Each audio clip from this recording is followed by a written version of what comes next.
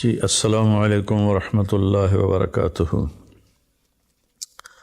الحمد للہ وکفیٰ وسلام علی عبادہ الذین اصطفیٰ، اما بعد فاعوذ باللہ من الشیطان الرجیم، بسم اللہ الرحمن الرحیم۔ لن ینال اللہ لحومها ولا دماؤها ولکن ینالہ التقوی منکم۔ میرے محترم بھائی اور دوستو، عزیزو، بچوں، بچیوں، اللہ تعالیٰ کی طرف سے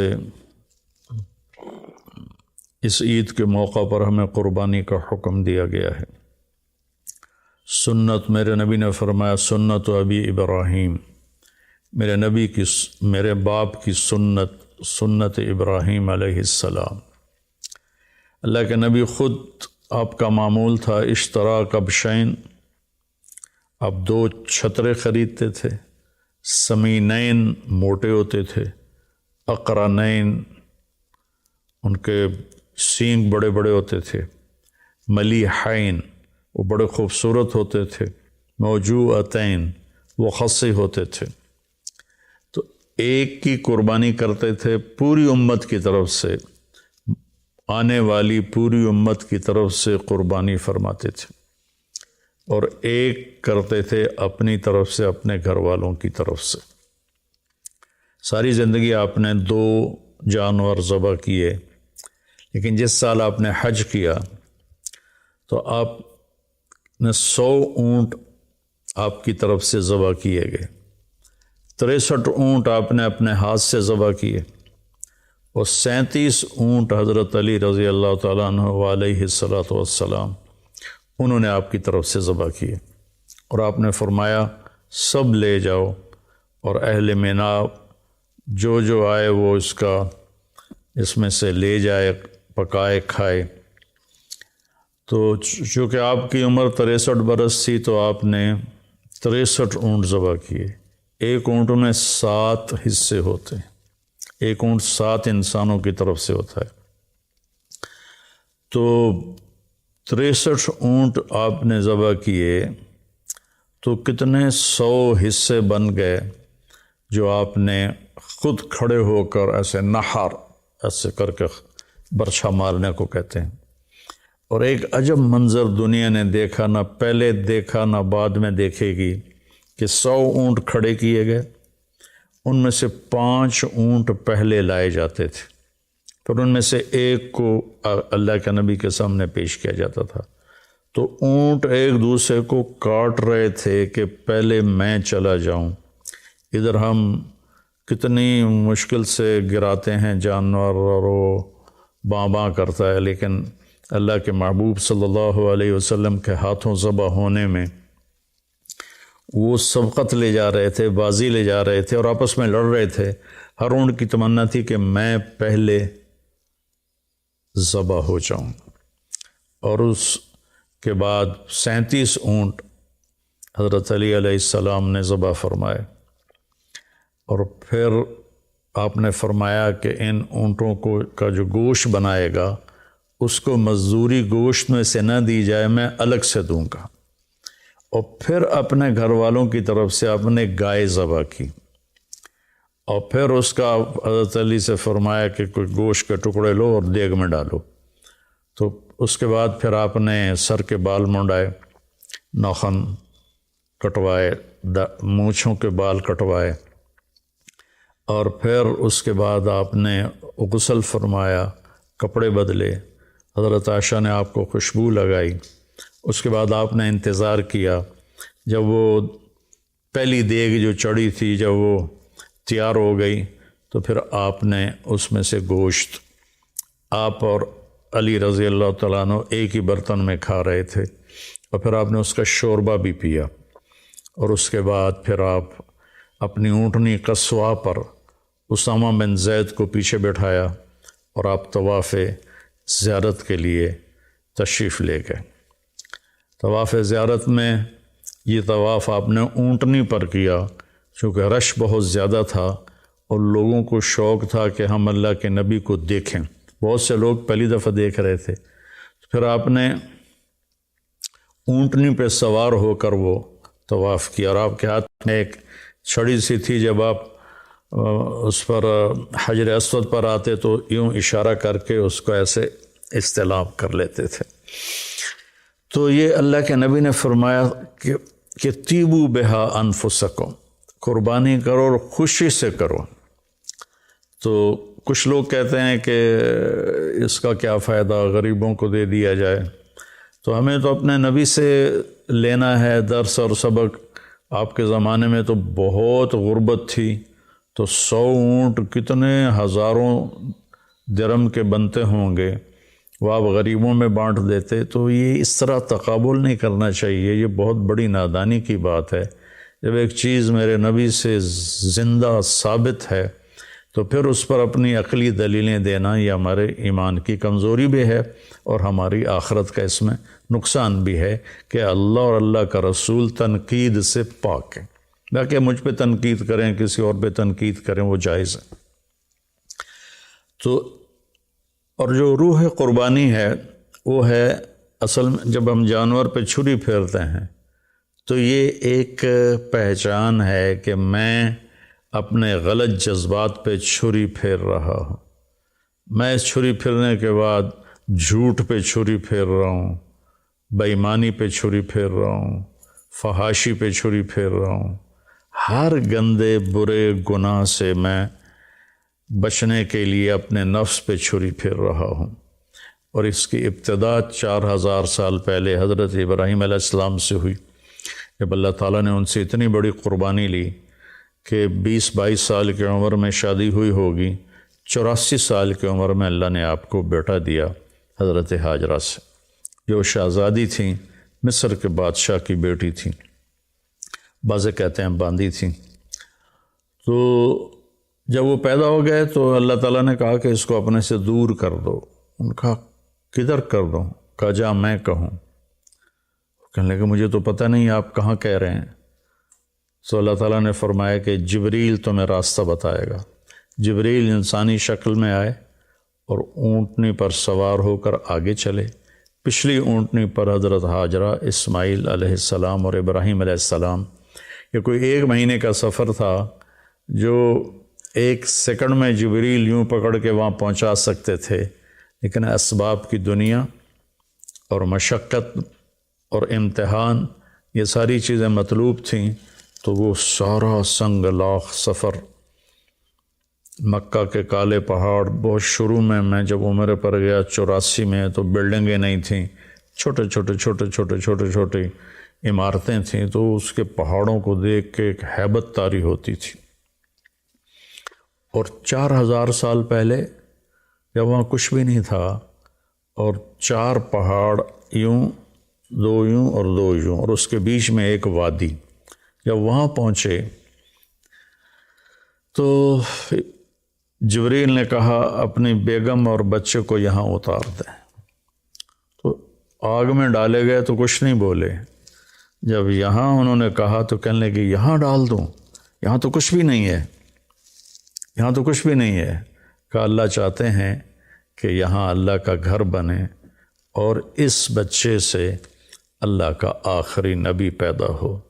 تو جتنی بڑی بلڈنگ بنتی ہے اتنی گہری بنیاد کھودی جاتی ہے۔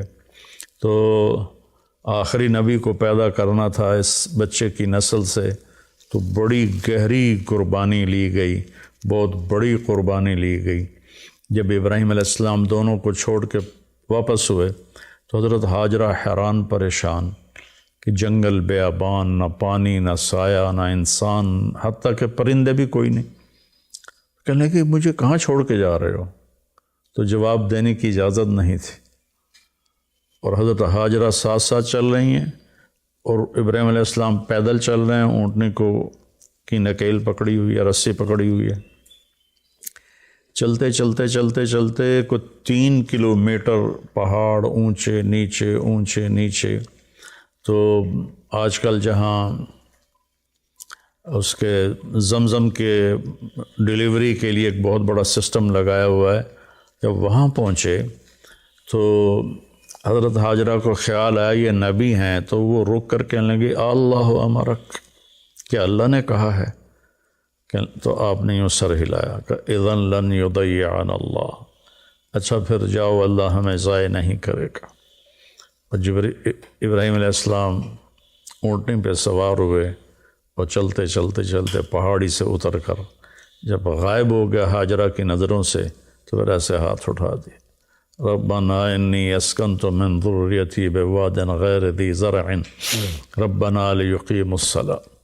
آگ میں ڈلے تو کوئی دعا نہیں کی، لیکن وہاں اتنا ہولناک منظر تھا آگ سے بھی زیادہ کہ دعا کی، یا اللہ میرا بچہ، میری بیگم کہاں چھوڑ کے جا رہا ہوں، اب تیرے سپرد ہے۔ تو حضرت حاجرہ واپس آئیں۔ اب ذرا تصور فرمائیں، رات کو بجلی چلی جائے تو کتنی عورتیں ہیں جو چیخنے لگ جاتی۔ میرے بچے چھوٹے چھوٹے تھے تو جب بجلی جاتی تھی تو سارے ہی رونے لگ جاتے تھے۔ تو اندھیری گھپ رات، گھٹا ٹوپ اندھیرا اور سناٹا، ہوا کی آواز بھی کوئی نہیں، اور ان 4 پہاڑوں کے درمیان مصر کی شہزادی ایک بچے کو گود میں لے کے بیٹھی ہوئی ہے۔ یہ کیا میرے رب نے ہمیں کہانی سنائی ہے۔ 3 دن کے بعد وہ پانی ختم ہو گیا جو مشکیزے میں تھا، زاد راہ بھی ختم ہو گیا۔ پھر جو صفا مروہ کے چکر لگائے بے قراری کے ساتھ، پتہ تھا کہ یہاں کچھ بھی نہیں ہے، لیکن بے قرار ماں کبھی ادھر کبھی ادھر کبھی ادھر کبھی ادھر۔ تو اللہ کا شکر ہے کہ 7ویں چکر پہ وہ تھک کے گر گئیں، اور وہ ان کو یہ ہو گیا کہ میں یہاں مر جاؤں، میرا بیٹا وہاں مر جائے، میں بچے کو مرتا تڑپتا دیکھ نہیں سکتی، تو ایسے نڈھال ہو کے گر گئیں۔ اگر وہ کوئی اور چکر ابھی تو 7 چکر ہمارے لیے مشکل ہوتے ہیں، تو اگر کوئی اور چکر لگا لیتی تو کتنا مشکل ہوتا۔ تو ایسے انہوں نے اپنے بچے کو دیکھا کہ مر گیا یا زندہ ہے، تو وہاں ایک آدمی نظر آیا، تو ایک دم ماں کے اندر ایک جان پیدا ہوئی اور وہ بھاگیں۔ آگے گئیں تو بندہ غائب تھا، وہ جبریل تھے انسانی شکل میں۔ انہوں نے آ کر ایسے پر مارا اور حضرت اسماعیل کی ایڑیوں سے چشمہ ابل کے باہر نکل آیا۔ زمزم کا کنویں کو 4000 سال ہو گئے ہیں، آج تک اس کا سورس کیا ہے، یہ پانی کہاں سے آ رہا ہے، آج تک کسی کو معلوم نہیں ہے۔ اور ابھی تو بہت بڑی ٹیکنالوجی ہے، انہوں نے بڑے بڑے جیولوجسٹ بلا کر اس کے سورس کو طائف تک ڈھونڈا، کہیں بھی نہیں ملا۔ جب وہ موٹر چلتی ہے کنویں کی تو پانی ابل ابل کے 4-5 دہانے ہیں وہاں سے نکل کے اندر آنا شروع ہو جاتا ہے۔ تو پھر جب بچہ فلما بلغ معه السعی، جب بچہ بھاگنے دوڑنے والا بن گیا تو اللہ نے کہا جاؤ جا کے ذبح کر دو۔ تو ابراہیم علیہ السلام کو آپ ذرا تصور کریں کہ جب وہ فلسطین سے چلے ہوں گے چھری لے کر، پورے راستے میں کن خیالوں کے ساتھ چلے ہوں گے کہ میں بچہ ذبح کرنے جا رہا ہوں، میں بچہ ذبح کرنے جا رہا ہوں، میں بچہ ذبح کرنے جا رہا ہوں۔ اور عمر اس وقت ان کی کوئی 90 سال ہو چکی تھی۔ تو جب بچے کو لے کر مینا میں پہنچے اور اس کے سامنے کھڑے کر کے کہا کہ انی ارا فی المنام انی اذبحک فانظر ماذا تری، بیٹا میں تمہیں ذبح ہوتے دیکھ رہا ہوں، کیا رائے ہے؟ تو 1 سیکنڈ نہیں لگایا حضرت اسماعیل علیہ السلام نے، یا ابت ففعل، یا ابت وفعل نہیں، یا ابت فعل، ابت اور افعل کے درمیان کوئی حرف نہیں، یعنی اتنی سپیڈ سے اسماعیل علیہ السلام نے واپس جواب دیا، یا ابت افعل ستجدنی انشاء اللہ من الصابرین۔ اب چھری چلا تو دیکھے گا میں صبر والا ہوں۔ وہ حیران ہو کر دیکھنے لگے کہ تجھے پتہ بھی ہے میں نے کیا کہا ہے؟ کہنے لگے ہاں پتہ ہے، آپ مجھے ذبح کریں گے، آپ کے بدلے مجھے اللہ مل جائے گا، اللہ آپ سے زیادہ بہتر ہے، دنیا کے بدلے مجھے جنت مل جائے گی، جنت دنیا سے بہتر ہے۔ پھر تھوڑی دیر چپ ہوئے، کہنے لگے ہاں مجھے اپنی ماں کا بڑا خیال آ رہا ہے کہ اسے بڑا افسوس ہوگا۔ تو ایسے کرتا اتارا اور اپنے ابا کو دیا اور کہا کہ مجھے آپ میری لاش کو ادھر نہ لے جانا، ادھر ہی دبا دینا، اور یہ کرتا جا کے میری ماں کو دے دینا، جب اسے میری یاد آئے گی تو وہ میرا کرتا دیکھ لیا کرے گی۔ اور بچے نے کہا کہ میرے ہاتھ پاؤں باندھ کے مجھے الٹا لٹاؤ اور نیچے سے چھری چلاؤ تاکہ تمہاری نظریں میرے اوپر پڑیں تو ہاتھ نہ کانپ جائے۔ یہ 6-7 سال کے معصوم بچے نے اتنے بڑے نبی کو نصیحت کر رہا ہے۔ فلما اسلم وتلہ للجبین، جب ابراہیم علیہ السلام نے آپ کو اوندا لٹایا اور اپنا گوڈا ان کے کمر پہ رکھا اور سر کے بال پکڑ کے سر یہاں اٹھایا، ایک ہاتھ میں چھری ایک ہاتھ میں سر کے بال، اور یوں آسمان کو دیکھا، یا اللہ تو مجھ سے ناراض ہو گیا ہے کہ اسماعیل کی محبت میرے دل میں زیادہ پیدا ہو گئی ہے، یا کوئی امتحان ہے جو تو مجھ سے لینا چاہتا ہے؟ یا اللہ میں ہر حال میں تجھ سے راضی ہوں، میں اسے تیرے نام پہ قربان کرتا ہوں۔ اور چھری چلا دی۔ چھری تو اللہ کے حکم کے تابع تھی، اللہ نے اس کو کاٹنے سے روک دیا۔ نہ گردن میں کوئی لوہے کا ٹکڑا آیا، نہ چھری کون تھی، بس اللہ کا امر تھا، نہیں چلی، 1 دفعہ 2 دفعہ 3 دفعہ، آخر اٹھے اور چھری کو تیز کیا۔ تیز کر کے جب آئے تو پھر اللہ نے کہا جبریل پہنچو۔ سبحان اللہ، کیا بیٹا ہے، کیا باپ ہے، کن لوگوں کی ہم پیروی کرتے ہیں، نام لیتے ہیں، کیا ہمارے اعمال ہیں۔ ہم ایک دوسرے پر چھری چلانے میں تو بڑے تیز ہیں، لیکن اپنی خواہشات پہ چھری چلانا، یہ پورا دیس الا ماشاء اللہ خالی پڑا ہوا ہے۔ تو جب انہوں نے پٹی کھولی تو سامنے وہ چھترا ذبح تھا اور جبریل اور اسماعیل علیہ السلام کھڑے تھے۔ اس میں فلسفہ یہ تھا کہ اللہ کے حکم کے سامنے جان دینی پڑے دے دو، اولاد دینی پڑے دے دو، مال دینا پڑے دے دو، لیکن اللہ کو ناراض نہ کرو۔ اس کے بدلے میں اللہ ایک بہت عالی شان ہمیشہ کی زندگی نصیب فرمائے گا، جس کے بارے میں اللہ فرماتا ہے فَلَا تَعْلَمُ نَفْسٌ مَا أُخْفِيَ لَهُم مِّن قُرَّةِ أَعْيُنٍ جَزَاءً بِمَا كَانُوا يَعْمَلُونَ، کہ میرے بندو تمہیں پتہ لگ ہی نہیں سکتا تمہاری آنکھوں کی ٹھنڈک کے لیے میں نے کیا سامان تیار کیا ہوا ہے۔ تو میرے عزیزو، یہ قربانی ایک پیغام ہے کہ اللہ رسول کو راضی کرنے میں ہم اپنی خواہشات کی قربانی دیں اور اپنے نبی کو، اپنے اللہ کو خوش کریں۔ تو اس وقت ہمارے ملکی حالات بہت ابتر ہیں۔ میں تو یہاں دیہات میں ہوں، غریبوں کے چولہے بند ہو چکے ہیں، 1 وقت پکاتے ہیں، 2 وقت بھوکے رہتے ہیں، بہت بری حالت ہے۔ میں نے زندگی میں کبھی ایسی بری حالت نہیں دیکھی جو میں اب دیکھ رہا ہوں۔ میں یہاں شکر ہے ایک فاؤنڈیشن بنائی ہے اور ویلفیئر کا کام کرتا ہوں، لیکن ہم عاجز آ گئے ہیں، اتنے سائل ہیں کہ میرے پاس محدود وسائل ہیں، میں بے بس ہو گیا ہوں۔ تو میری سب سے گزارش ہے کہ اپنے اللہ کی طرف رجوع کریں، اپنے اللہ سے مانگیں کہ یا اللہ ہمارے اوپر آئی ہوئی یہ سختی دور فرما دے اور ہم سے راضی ہو جائے۔ جن گناہوں کی وجہ سے یا اللہ تو ناراض ہوا اور میرا دیس ایک جنگل بن گیا، یا اللہ تو ہم سب کے وہ گناہ معاف فرما۔ اس میں بھی مجرم ہوں اور 22 کروڑ عوام بشمول حکومت سب جتنے محکمے ہیں، ہم سارے اس میں مجرم ہیں کہ ہم نے اس چھوٹی سی دنیا اور چند دن کی زندگی کے پیچھے اپنے اللہ کو بھی ناراض کیا ہوا ہے، اپنے رسول کو بھی ناراض کیا ہوا ہے، اپنی قبر کو بھی آگ سے بھرا ہوا ہے اور اپنے حشر کو بھی تباہی سے ہم نے بھرا ہوا ہے۔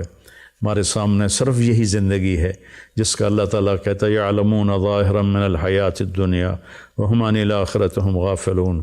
تمہیں صرف دنیا کی زندگی معلوم ہے، تمہیں پتہ ہی نہیں ہے کہ آخرت میں کیا ہونے والا ہے۔